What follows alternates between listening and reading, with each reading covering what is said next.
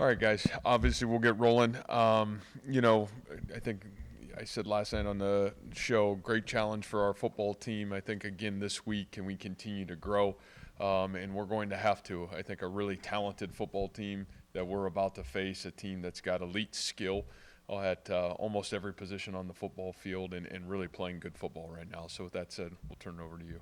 Yeah, Matt, where do you look to in that respect? Where do you look to on your team from coming off the most physically pounding game you've played this year, best game, to the, I don't want to say a grueling road trip because you're chartering an airplane, but nonetheless, a long road trip. Yeah. Who do you look to for lead guidance on that? Yeah, I think you look to the same people that have gotten you to this point, and that's the leadership of our football team. And, I think they're the ones that we're fortunate to have veteran leadership that have been through these experiences before, understand the grind of the season and the ability to know that your growth and your success is going to come with your ability to grow, even though, this is the time of year where, a lot of people, it's hard for them to continue to get better because mentally they're worn out, physically they're worn out. All those things can be great excuses, but at the end of the day, nobody really cares. What they do care about is, can you continue to navigate and grow through it? And the only way you're going to do it is if the leadership of the football team buys into that. And I think certainly it starts with us as coaches, and it trickles down to our seniors and the veteran leadership in our program. And so I think really a week like this is on their shoulders. How do you act? How do you respond? And how do you continue to grow and get better? And if our great players do that, and our veteran players do that, then I think our football team will certainly follow their lead. Any update on Mike? No, I think, it seemed really good yesterday. I think we feel very confident that he'll play in the football game. And, I don't think it's a issue that's going to be very long or very, I think it's one of those things that it's probably more day-to-day than it is anything else. What is he dealing with?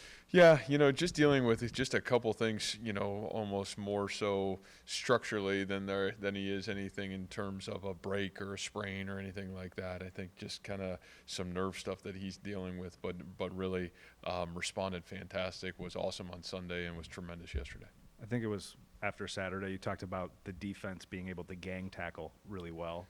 That seems like a fundamental thing, but how important is it that you've got 11 guys flying to the ball? Yeah, I think it's the key to our success. I think a lot of people over the last couple of years have talked about maybe some of the things we've tried to do schematically, and really I don't think that's what we've done the best. What we've done the best is, the standard of our defense is 11 guys running the football in every play, and if we're willing to do that with great consistency, then great things have the ability to happen. And even at the end of that game this past weekend, the ability to run to the football, Hashim running to the ball to help Kamani, and then everybody else coming, really was a huge impact in the football game and maybe a difference at the end result. So I think those are things have been a blueprint for us from day one, and our kids have rallied around that.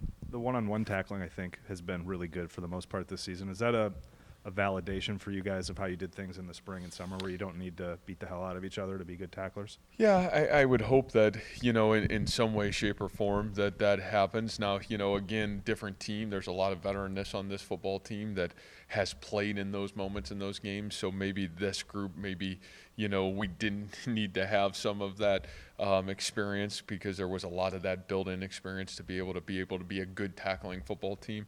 But I would say this too: our young guys have tackled really well. The guys have come in, Kamani King, Craig McDonald, those young guys, Eric Horn, those guys have played good football and tackled really well for us as well. So I think we'll evaluate that at the end of the football season. But I do think that's an area for us that we've improved on and feel very confident about right now. We've talked a lot about A players playing A football this season, but who are some players who maybe aren't necessarily you didn't think would be A players but have played A football this year? Yeah. I think, you talk about some of those glue guys in our program right now and team. I think Jared Hufford on the offensive line has continued to show up and play, tremendous football for us. Jared Russ is a guy that, has been a key to our success on our football team this season for us. Darren Wilson's a guy that, his day's coming, I feel like. He's played tremendous for us. What happens from a receiver standpoint, you don't maybe get some of the production, but boy, what he's done from a blocking and assignment and detail standpoint has been exceptional, and he's played really good football. And I think you flip over on the other side of the ball, and on the defensive side, Kamani, we've talked a lot about, I think has played tremendous for us. Zach Peterson has been, nothing short of exceptional. And then, I think the special teams portion of things, Andrew Mevis is proving to be an A football player. I think that was a really tough journey for us, really not knowing that he was a tremendous talent.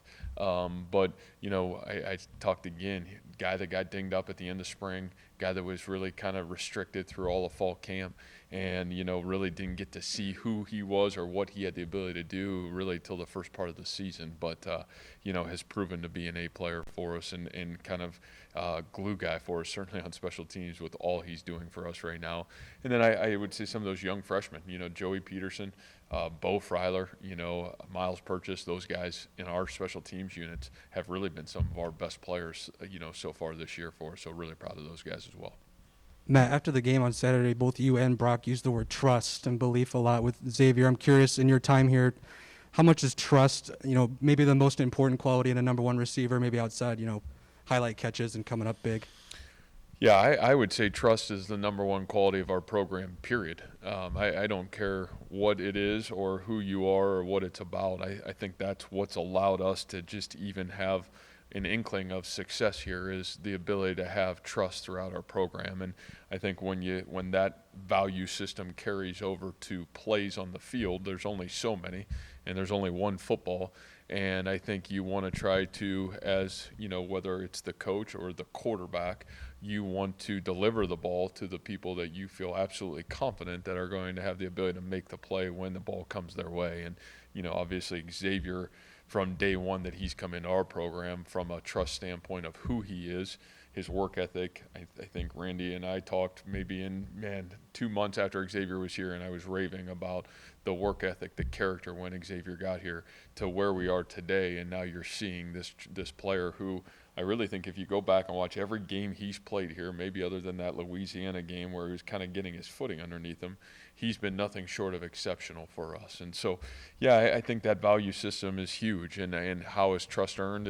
I think it's earned daily. And, unfortunately, that's a word, too, that can be taken away really fast as well. But, X has been tremendous at just continuing to stack and build tremendous trust in our program. Talking about West Virginia, they've had a couple games that could go either way. Against like Oklahoma, Maryland, teams like that. What have you seen from West Virginia that's allowed them to be so competitive in those games? Yeah, I mean, like I said, I think this West Virginia team is one of the most talented teams that we've played. I think they're a team that's as up and coming as anybody in our conference. There's a lot of youth on this roster right now, but boy, oh boy, is there a lot of talent.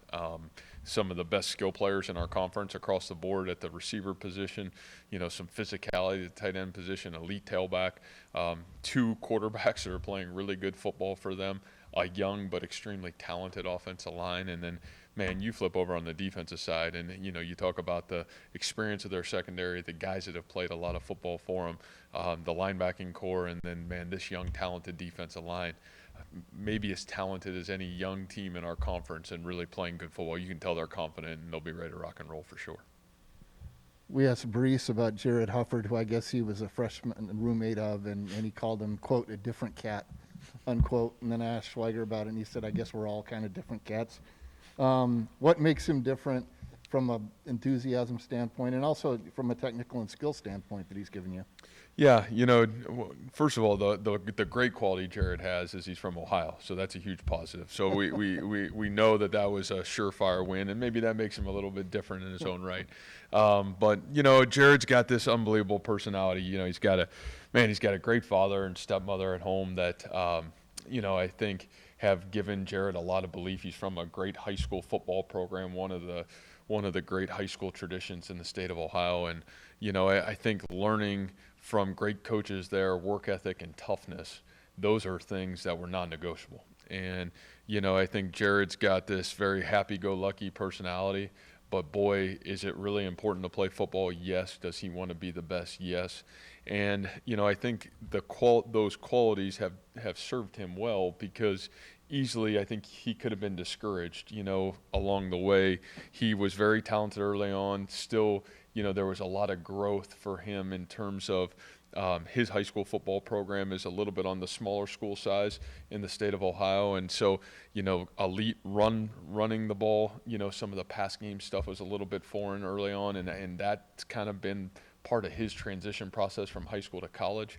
And so I think his ability to stay the course, really learn those skills and that craft, and really start to kind of press forward. And we really saw that a year ago. I mean, he's got really good length in his arms. He's as physical as any of our offensive linemen are. And I think one of the things that Jared possessed is that staying power that allowed him that, even though he wasn't maybe getting those reps early last season, when we needed Jared Hufford the most, and that's in the Fiesta Bowl, and you're talking about elite defensive line, and he's got to step in and go play. And then you watch how he played in that game. I think that was kind of a huge chip for him in terms of our staff saying, man, I think this guy's really ready to take a huge step forward. And then, again, not being satisfied, going back to work this offseason. I think one of the great gainers in terms of what happened between January and really August. And then the same thing, the season starts, we're still trying to find mix and match. And I think his staying power again of, man, probably could have been frustrated, maybe felt like should he have been the starter right away? What did he do? But he earned it. And he went to work and he earned the right to be the starter. And, really the last two games has played tremendous for us. So, really proud of him. I think probably the biggest difference is, man, here's a guy that's got great values at home, that's got great staying power. In a world we all want instant gratification, has been willing to stay the course and fight for what he really wanted to do, and he's earned everything he's gotten so far. And Orion, as his snap count has gone up, we go from asking when will he be able to play, and now he's playing as a senior. Can you talk about his journey and just how he's showing up for you right now? Jeez, yeah. I talked about Orion in our team meeting yesterday. Orion's got to play, must be the second to last drive of the game, and we bring pressure. They actually run the perfect call offensively against it, and his drop is a lead off of number 2, and he's got the ability where the quarterback wants to go where he should go, but he can't make it because Orion's exactly where he needs to be when he needs to be there. And I think that's what you talk about, senior veteran leadership, a guy doing the little thing that nobody else sees, but man, that might have been the difference in the football game very well. And, the next two plays, Will has sack, and man, they're able to punt the ball, and, we kind of know how it goes from there. But it's that play, in my opinion, the perfect call offensively against maybe what could have been the worst call defensively, and yet Orion Vance makes the play in the moment. And, I think that's what's so special about Orion, and I think he would be a guy that would tell you his story here. I mean, a guy that has been, started off academically, maybe not the most important thing, and leaving here, graduating with over a 3.75 GPA. A guy that his last, 5 semesters here was above a 3.5 GPA. A guy that has really, reach your full potential in every way, shape, and form. On the field, in the classroom, who he is in the community, he's reached his full potential. And so for us, I think everybody here very, very proud of him. Everybody here really excited that he is healthy, because he's a key piece of our success for sure. Will is half a sack away from breaking Jaquan's career sack record. I'm interested, just when you guys were recruiting him, did you see him having this ability? I mean, Coach Gundy last week said he's the type of player that has the ability to control a game on the edge. Yeah, I think for Will, my favorite piece of it, I'll never forget meeting Will for the first time. We're over at Hilton at a basketball game, and sitting in one of the offices, and he had come down with his high school football coach to really this first visit. And his basketball film was probably what intrigued me more than anything initially.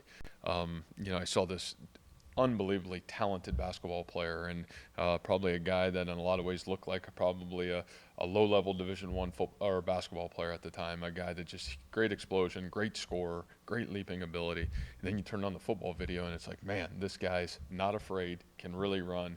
And you didn't know, maybe he's a great tight end, maybe he's a great outside linebacker, just didn't know exactly where he was going to fit. But I think we knew he was dynamic playmaker of some sort, and just so happened it's going to be a defensive end. But to say, did you know what he was going to become? No. Did you know what his spirit was? Did you know what he was about? Did you know he had elite athleticism?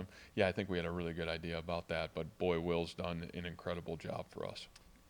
Craig probably played as much as he has in his career on Saturday. What's allowed him to work into that rotation? Yeah, I think for Craig, taking advantage of his opportunity a little bit, you know, when Kamani kind of has been dinged up a little bit the last couple weeks, and you know the Kansas State game, you know, just really wasn't able to kind of function with a little bit of that club on his hand.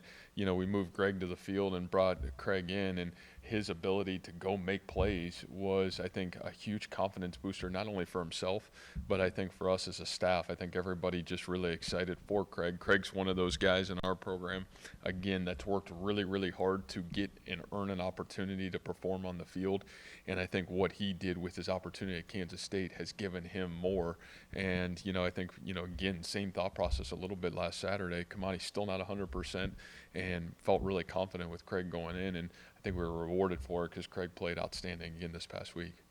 Sorry, Go ahead, Jerry. How big is it to have those young guys who have some of that versatility to step in and do that? I mean, obviously that's a veteran group, but you still had a handful of those guys that come in and made big plays. Yeah, and I think that'll be our story the rest of the way. You know, like this college football season's so different than last year. Depth, man, guys that are going to be ready when their name gets called. I think that'll be the difference. You know, we know our sport is a sport that's going to challenge the depth of your roster. You know, I just don't think you're going to be lucky enough to go through an entire season and not have bumps and bruises and guys dinged up. And so, you know, for us, that recruiting piece of it, that development piece of it, and then guys mentally, man, did you stay the course? I think it's really hard this time of year to stay the course. If you haven't played a whole lot in 7 or 8 games, like, man, are you still coming to work every day to be the best version of yourself?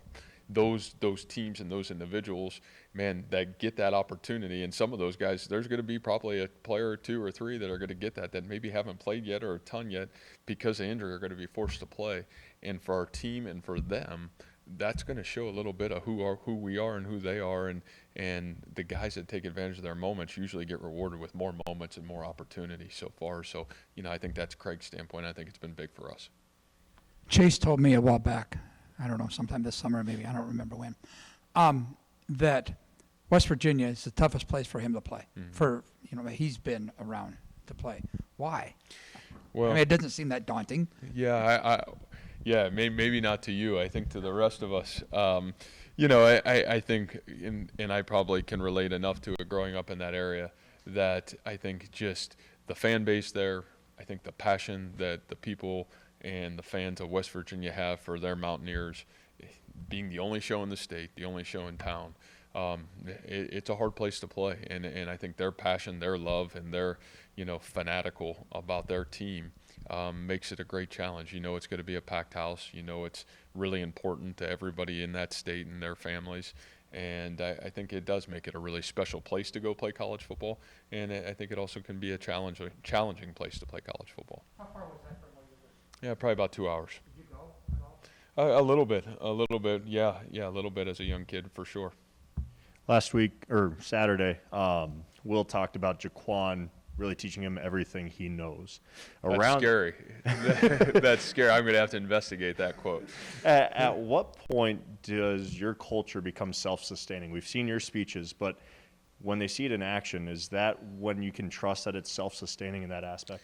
Yeah, I hope so. You know, I think that's something that we challenge our older guys in our program is, man, can you leave this program in a better place than you found it? And I think when you take that approach as a leader or a senior in our program and the ability to give more of yourself than you take from the whole, then I think that's when you have a chance to be hugely impactful and you can continue the success of your program. And, you know, I think if we can continue to understand that and value that, then I think those are things, to me, that's what creates long-term sustainability. And we've been fortunate to have, especially the last couple of years, some great senior classes that have really put it on their shoulders to make sure they did everything in their power to leave it better than they found it.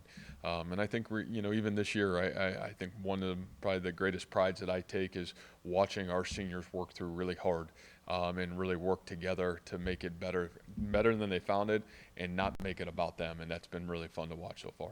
And then with Xavier, we've seen what he can do on the field, but talking to him about family life away from it, how much did you know about, his background and how much he was shaped as an individual off the field? Yeah, I think quite a bit. I think to me, Xavier, one of the things, as you can tell talking to him, is he's got this incredible spirit, and he's also not afraid of where he's come from. And I think one of the best appreciations maybe that I have for Xavier and his family is he's got a mother that's been a rock in his life.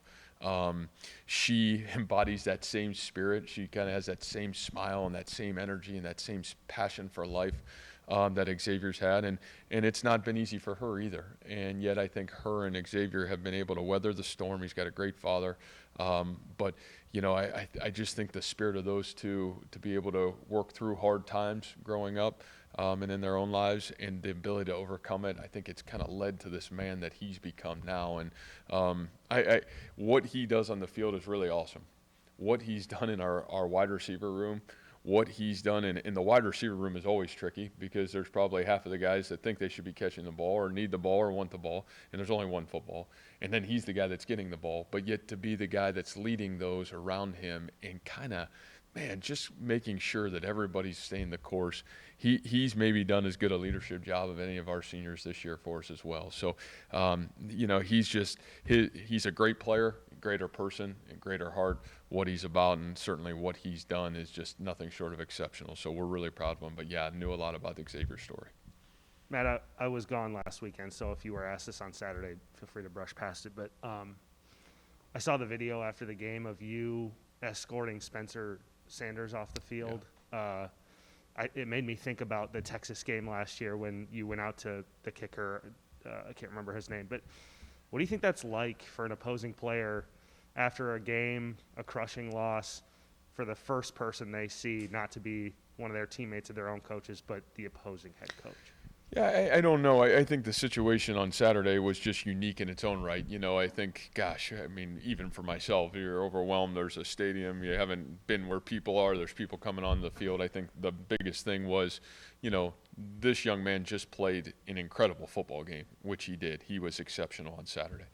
And, I certainly wanted to congratulate him on an incredible performance, and he's been such a great competitor against us for the last couple of years. And, I felt for him because I see all these people coming, and I think instantaneously it was like, man, I got to get this young man off the field and make sure he's safe. And so I think that was the biggest thing, and I know that was a challenging environment just with the amount of stuff that was going on.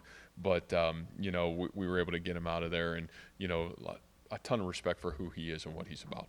A lot of the talk lately, Matt, has been about this offense and Brock, and rightfully so, but this defense has continually been so consistent, not letting a team get above 300 yards total. As you continue this 6-game stretch against really good opponents in tough environments, what more are you hoping to see to kind of get to a level where you think is complete and 100%? Well, I still think for us, it really isn't about offense. It really isn't about defense. It is really about us playing the three phases of our sport in great continuity and playing great complementary football. You even looked at the game on Saturday. Boy, there was times where we really had the ability to seize the momentum and the flow of the game, and we didn't. And, how do we continue to find those inches and pound away at that? And, you may never always be perfect in that role. But man, I think you're always searching to find that. And the more you can play in continuity and really play off of each other, the better team you're going to have the opportunity to be. And we know that that's our answer for success. So, I think just constantly trying to find that on both phases, and then in the game making the adjustments to make sure, okay, we're complementing each other.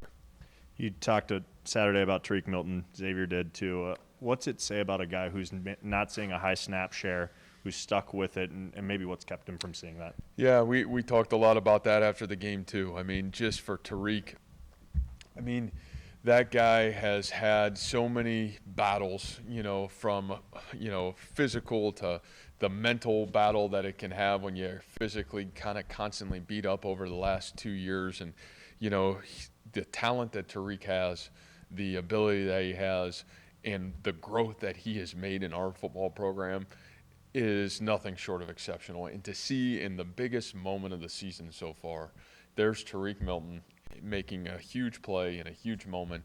I just think it says so much about the character of Tariq.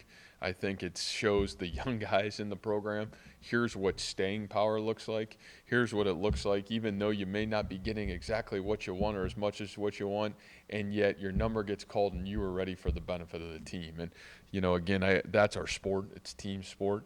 And, I think what a huge team moment and a great example for everybody in our culture and our program to watch this young man stand up and, even though it's been frustrating times, still have the ability to work through it and be ready when his number was called. Matt, you talked about the elite skill this team has. What stands out about what makes their running game so effective? Yeah, I think it all starts in really two areas. I think for sure it starts with an elite tailback. I mean, you're talking about a year ago, this guy was neck and neck, him and Brees, for the conference rushing title. And, you're talking about a young man that's got elite vision, big, powerful, strong, and can really run. And then, I think schematically they do a great job. Really good offensive line. They've got good tight ends. They're physical at the point of attack. And, they try to challenge you in every way, shape, and form in the running game. Thank you.